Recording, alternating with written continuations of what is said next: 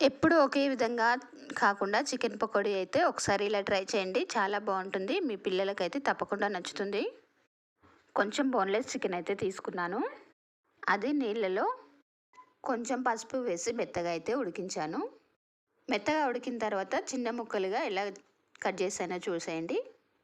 దాంట్లో పకోడీకి వేసుకున్న ఇంగ్రీడియంట్సే వేసుకోవాలి. తగినంత శనగపిండి అయితే తీసుకున్నాను. కార్న్‌ఫ్లోర్ తీసుకోలేదు. ఒక 3 స్పూన్స్ వరకు బియ్యం పిండి తీసుకున్నాను.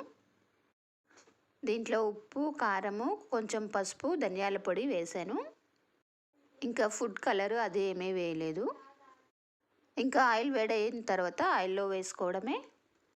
చూడండి ఎలా వచ్చిందో. మాకైతే కొంచెం ఆనియన్ ఎక్కువైంది. చికెన్ అయితే తక్కువైంది. పిల్లలైతే చెప్తున్నారు చాలా బాగుంది మమ్మీ అని. నేనైతే ఒక ఆనియన్ తీసుకున్నాను. ఈసారి అయితే చికెన్ ఎక్కువ తీసుకుంటాను. క్రిస్పీగా సూపర్గా ఉంది చికెన్